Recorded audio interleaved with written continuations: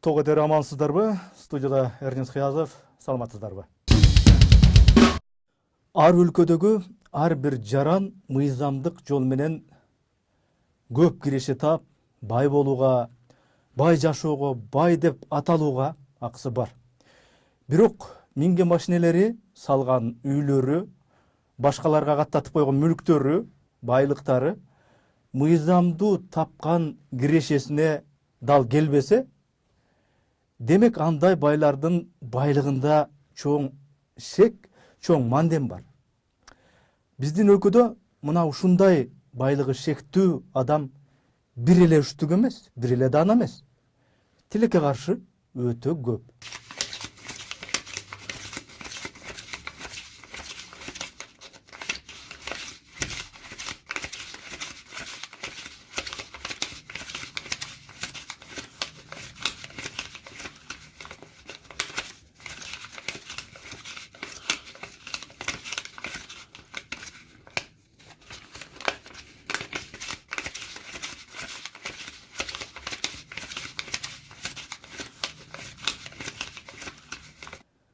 Салык төлөмөө жагын алкештирип, чалкештирип, унга монополисттик кылып, ун сатып байыган, арак сатып байыган, чай сатып байыган байлар бар. Союз кезинде элдин менчиги болгон завод, фабрикаларды болбогон бир акчага менчиктештирип алып, анан атайлап банкрот кылдырып, темир тезек сатып байыган байлар бар. Алыскы аймактарда жергиликтүү бийликтин жалган эле бир колдорун, жалган эле печать мөөрлөрүн койдуруп, жеке ишкана ачмыш этип, топурагын топурактай, ташын таштай, көмүрүн көмүрдөй устукандап сатып байыган байлар бар. Өкмөттө, мамлекеттик каттоодо, архитектура башкармалыгында, айыл өкмөттөрүндө шылуун тааныш билиштери менен ымалашып, анан шаарга жакын жайыт, сугат жерлерин өзүнө менчиктештирип, анан анын баарын жер участогу катары майкандап сатып байыган байлар бар. Ар кайсы мамлекеттик ишканаларда, мекеме, уюмдар, түркүн ошондой ишканаларда тендерлерди өткөрүп, өз тааныш подставной фирма, компаниялар ал тендердик күрөштөрдө сөзсүз жеңип чыгып, ал ортодо оңбогондой миллиондорду солго карай соло ийип байыган байлар бар. ГЭС курмуш болуп, ТЭЦ оңдомуш болуп, жол курмуш болуп, музей реконструкцияламыш болуп, документтердеги былыктарын бир комиссия эмес, 1000 комиссия иликтесе дагы, ит менен издеп, таап алгыс кылып, ың жыңсыз тыпыйтып, ошол чалмаке иштеринин акыбети менен эсепсиз байыган байларыбыз бар.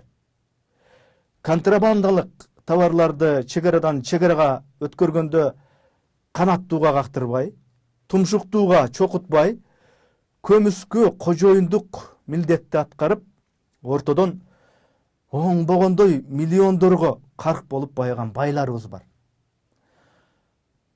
Анан базардан базар ачып, контейнерден контейнер орнотуп, соодагерлердин канын кактабай соруп, көмүскө соода орундарынан түшкөн кирешелер үчүн салыкты төлөбөй жашырып, аны сол чөнтөккө салып байыган байларыбыз бар.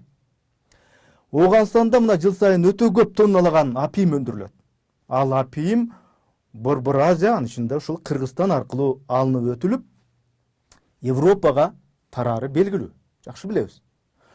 Ошол наркотрафикке тымызын крыша болуп байыган байлар бар. Кумтөр алтын кени боюнча канча олку-солку абал болгон сайын, улам бир бийлик келип, бири кеткен сайын, акыр соңунда канадалык компаниянын таламын талашып, ошолор туура кылып атышат, туура иштеп атышат деп, алтындан түшкөн кирешеге дойлага болуп турган, өдүлүшүн алып турган көрүнбөс байларыбыз бар. Сот, прокуратура, күч органдарында, бажы, салык тармактарында баары эле билген, бирок эч кимиси колунан кармап далилдей албай турган куйту кууш жолдор аркылуу үлкөн иштерди үлкөн акчалар менен бүтүрүп, ошону менен кабат үйлөрдү салып, кымбат машинелерди тээп, кандайдыр мүлүктөргө ээ болгон байларыбыз дагы бар. Бийлик алмашып өңкөрүш, төңкөрүш болуп кеткенде эски бийликтин тааныштарына катталган чоң имараттарды, чоң мүлүктөрдү тымызын басып алышып, нотариустагы өздүк адистердин, сырдашып жүргөн мындай бир тааныш юристтердин жардамы менен өздөрүнүн тааныш билиштерине оодарып каттатып ала койгон акылдуу байларыбыз да жүрөт тымпыйып.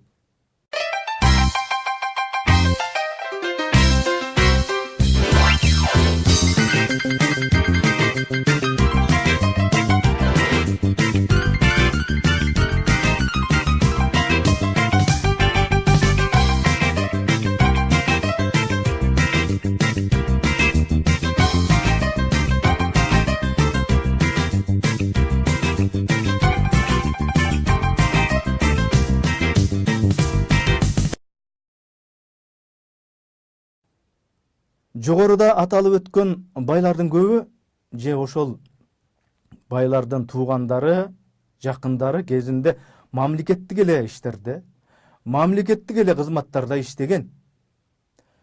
А мамлекеттик кызматтарда мейли катардагы кызматкер болуп иште, мейли министр болуп иште, алган айлыктары өтө деле көп эмес экендигин элдин баары билишет. Анан ушундан кийин албетте элдин баарында суроо пайда болот. Алган айлыгы баланча болсо, анан кантип уул кыздарын чет мамлекеттерге, чет өлкөлөргө, окуу жайларда окутуп жүрөт? Кайсы айлыгына 2-3 кабат үйлөрдү салып жүрөт? Кайсы айлыгына шаардагы жаңы бүткөн көп кабаттуу үйлөрдөн 1-2-3 дагы эмес, 10-15 квартира алып коюп жүрөт? Кайсы айлыгына чоң компанияларды, фирмаларды, кафе, ресторан, сода борборлорун, мейманканаларды салып жүрөт? Кайсы айлыгына чет мамлекеттерге саякаттап келет байма-бай? Деген мына ушундай суроолор пайда болот. Кагаз түрүндө, документ түрүндө текшере келгенде баймын, мен миллионермин дегендерибиздин баары аягында таптаза болуп чыга келет. Москвага качып кеткен Акаев дагы таптаза. Эчтеке урдаган эмес, эчтеке жеген эмес. Мен жакшы эле иштеп жатсам, бир уч бийлик талашкан бандиттер, мародерлор төңкөрүш уюштуруп, бийликти басып алышты деп мына эндигиче таптаза элемин деп маяк берип жүрөт. Ал эле эмес, Бакиевди дагы ак жеринен, бийликтен алып түшүп, жөн эле жеринен Албай кушту дагы күнөөлөп атышыптыр. Ал дагы эчтеке жебеген, уурдабаган ушундай бир периштелердин бири экен.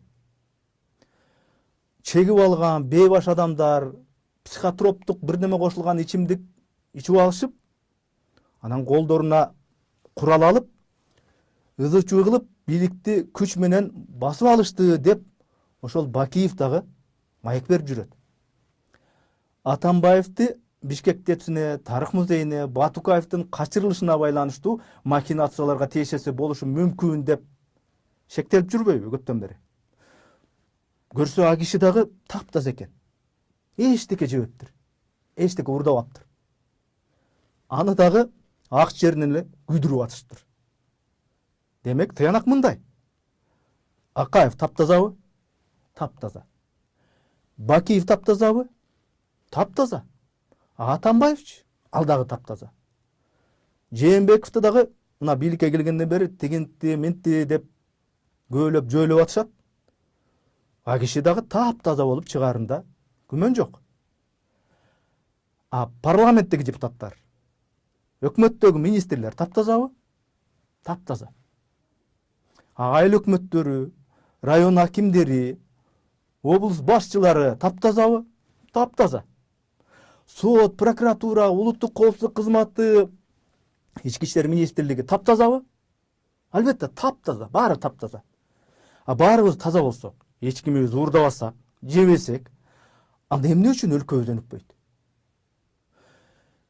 эшигинен кирип, тешигинен кирип уурдап атып, тышкы карызыбыз миллиондорго, анан миллиардтарга айланып, неберелерибиздин, чеберелерибиздин мойнуна карыз болуп илинип калыптыр. Ал уурдалган акчаларды Акаев уурдабаса, Бакиев да уурдабаса, Атамбаев да уурдабаса, Жээнбеков болсо уурдабай ак иштейм, так иштейм деп атса, анда уурдалган жана уурдалып жаткан акчаларды ким жеп, ким уурдаган болуп чыгат? Тоо кетер ушул. Саламатта калыңыздар.